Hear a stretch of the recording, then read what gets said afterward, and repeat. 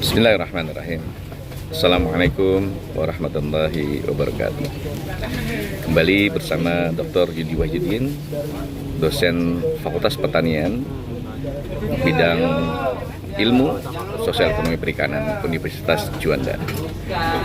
Saat ini kita berada di kapal ekspres yang akan melakukan perjalanan dari pelabuhan Kartini di Jepara menuju ke Karimun Jawa, pelabuhan Karimun Jawa.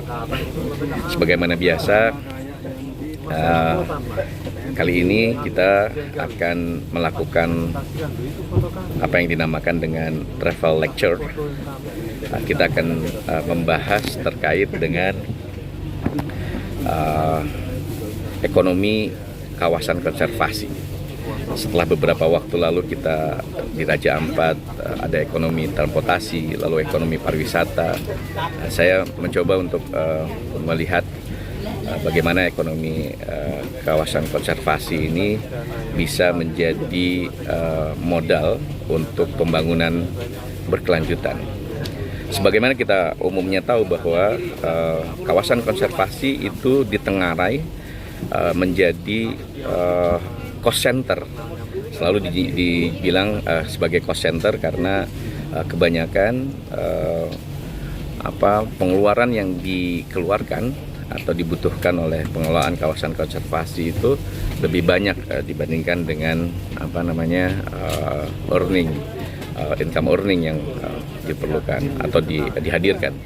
Tetapi ketika kita mengambil porsi lebih luas, bukan hanya kontekstualitas in situ saja terkait dengan conservation area ini, tentu akan punya pemikiran yang berbeda. Karena ketika kita bicara kawasan konservasi tidak terlepas dengan adanya nilai aset dari kawasan itu sendiri. Sebagaimana kalau kita bicara terkait dengan kawasan konservasi perairan dalam hal ini, kita tahu ada beberapa ekosistem penting yang mempunyai nilai ekonomi yang sangat besar, gitu, sebagai nilai jasa ekonomi ekosistem. Nah, ada di situ ekosistem terumbu karang, ada ekosistem lamun, ada ekosistem mangrove. Dan ketika kemudian dari satu kawasan konservasi itu mempunyai ruang-ruang ataupun mempunyai ekosistem ini, maka sesungguhnya dia punya nilai aset yang sangat luar biasa. Sehingga ketika dibilang bahwa kawasan konservasi itu lebih cenderung cost center, itu menjadi sesuatu hal yang menurut hemat saya bukan julukan yang tepat. Justru malah kehadiran kawasan konservasi itu bisa menghadirkan ekonomi besar. Sebagaimana kita tahu, misalnya kalau kita kupas dengan economic impact analysis, sebagaimana kita umum tahu ada namanya direct economic impact, kemudian indirect economic impact, dan juga induced demand. Kita kupas satu persatu. Kita bicara terkait dengan direct economic impact.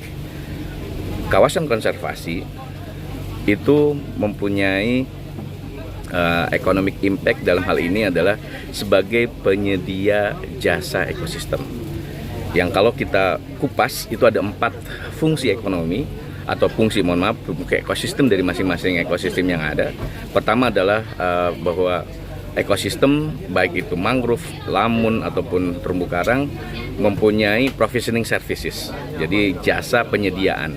Apa yang disediakan? Tentu saja yang berkaitan dengan barang atau jasa, seperti misalnya ada ikan, ada lobster misalnya untuk di terumbu karang, ada teripang di sekitar lamun, ataupun juga ada teripang di mangrove, ada kepiting bisa 2, ada kepiting bakau, ada juga rajungan gitu yang notabene itu berasosiasi dengan keberadaan ekosistem. Lalu kemudian udang di mangrove, lobster di terumbu karang, lalu ikan baramundi misalnya itu ada di sekitar mangrove dan juga lamun, lalu ada ikan kerapu yang ada di sekitar terumbu karang. Nah, ini secara keseluruhan disediakan oleh ekosistem. Karena apa? Karena ekosistem itu mempunyai fungsinya adalah sebagai salah satunya terkait dengan habitat service atau supporting services, karena di beberapa tempat bisa memberikan daerah sebagai spawning ground, daerah perkembangbiakan, ada nursery ground, daerah asuhan, dan juga ada feeding ground, daerah untuk memberikan makanan. Maka kenapa kemudian dibilang selalu dalam konteks ekonomi perikanan disebutkan sebagai carrying capacity atau dinotasikan sebagai K. Nah, ini menghadirkan nilai yang sangat luar biasa besar. Selain provisioning services, kita juga mempunyai ekosistem itu juga mempunyai fungsi lain, yaitu sebagai regulating service. Regulating service, bagaimana kita umum tahu, ketika kita berurusan dengan kemampuan gelombang yang akan menuju ke pantai, itu akan diredam terlebih dahulu oleh keberadaan ekosistem terumbu karang. Lalu kemudian setelah magnitudenya berkurang, dia akan diredam lagi oleh keberadaan ekosistem lamun. Sebelum sampai ke pantai, dia akan diredam oleh ekosistem mangrove. Nah, ketiga ekosistem penting pesisir dan laut ini memberikan fungsi sebagai penahan abrasi, sehingga keberadaan keselamatan dan juga keamanan pantai itu terjaga akibat adanya regulating service yang dihadirkan oleh ekosistem ini. Lalu ketika kita bicara lain, misalnya regulating yang lain adalah kemampuan dari misalnya ekosistem mangrove dan juga ekosistem lamun untuk bisa memurnikan, memberikan namanya purification services, di mana misalnya untuk sebelum air yang dari darat misalnya sampai ke laut, dia akan dipurifikasi, dimurnikan oleh keberadaan ekosistem mangrove begitu. Sehingga ada proses asimilasi yang terjadi di sekitar ekosistem mangrove.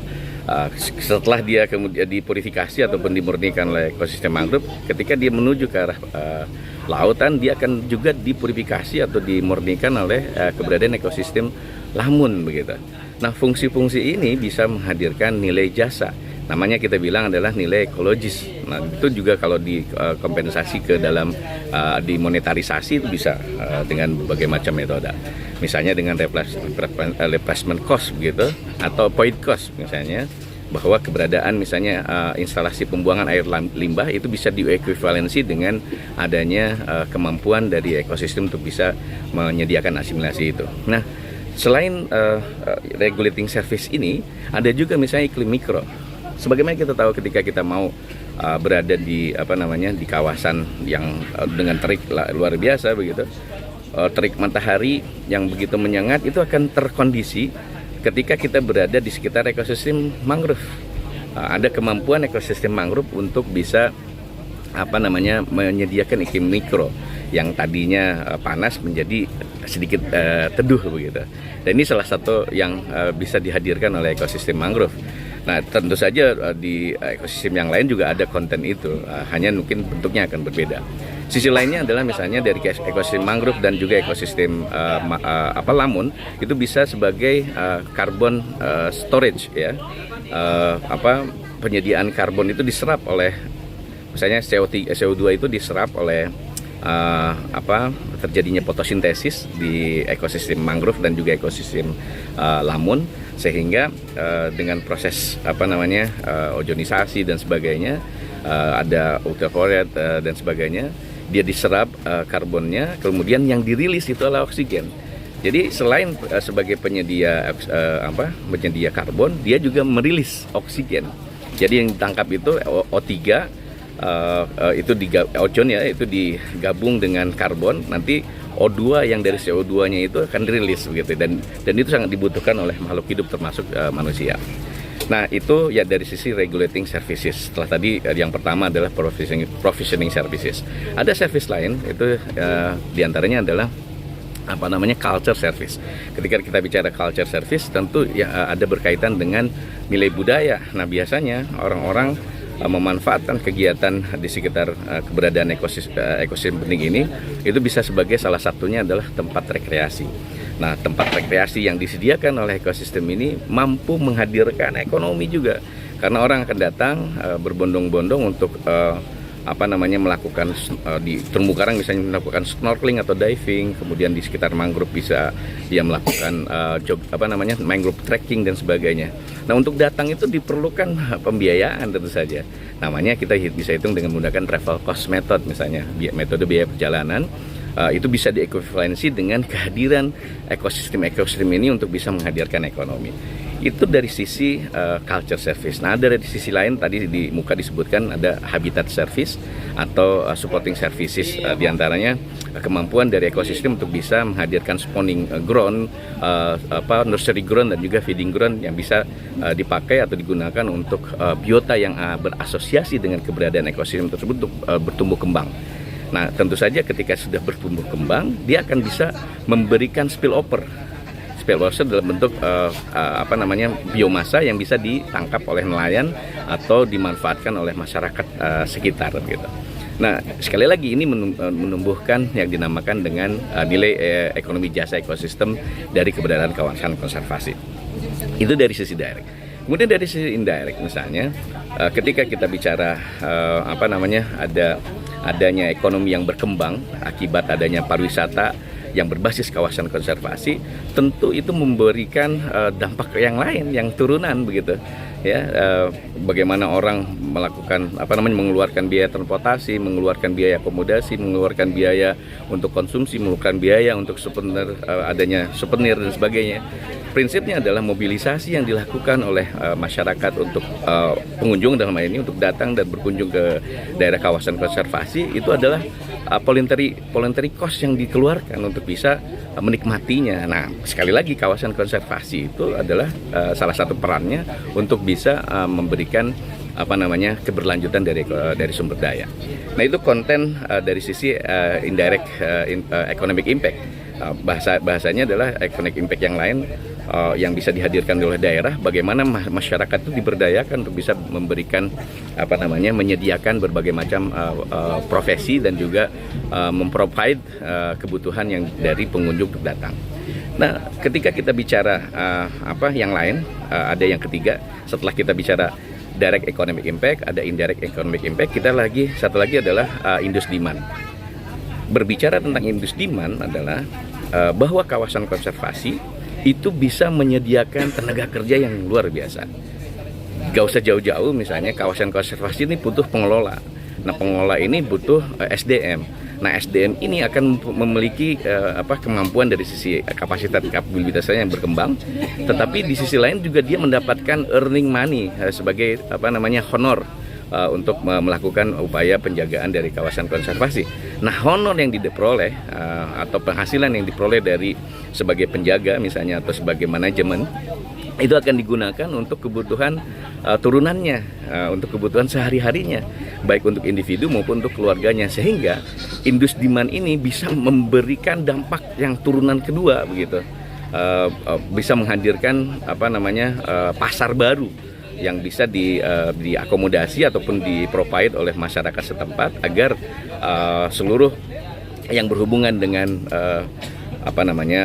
honorarium ataupun penghasilan yang dihasilkan dari keberadaan kawasan konservasi yang digunakan oleh SDM tersebut bisa memenuhi kebutuhannya. Nah, tentu saja kontekstualitasnya adalah semua hal yang berkaitan dengan pembiayaan yang individu untuk dikeluarkan untuk kebutuhan keluarganya itu akan berdampak terhadap munculnya ekonomi baru yang bisa dihadirkan dan bisa memberikan dampak turunan lagi. Bayangkan misalnya kalau kita bicara terkait dengan bahasa Menkyu misalnya, kita tahu pendapatan itu selalu ada konsumsi, terus kemudian ada investasi, kemudian ada government expenditure dan juga ada net export. Nah, keempat konten ini ada di dalam konteks pengelolaan kawasan konservasi begitu. Jadi ekonomi kawasan konservasi ini sekali lagi bisa memberikan perspektif baru bagaimana daerah yang kemudian memproklamirkan diri misalnya sebagai daerah kawasan konservasi itu akan mendapatkan manfaat ekonomi dari keberadaan kawasan itu sendiri. Secara keseluruhan seperti itu, kita kupas nanti mungkin akan lebih detail lagi. Semoga bisa menjadi insight baru dan pencerahan. Sekali lagi, kawasan konservasi bukan hanya sekedar cost center, tetapi sekali lagi dia akan memberikan dampak ekonomi besar bagi masyarakat setempat dalam konteks pemberdayaan dan juga perekonomian daerah. Demikian yang bisa disampaikan. Wallahu yaqulul haq wa huwa sabil. Wassalamualaikum warahmatullahi wabarakatuh.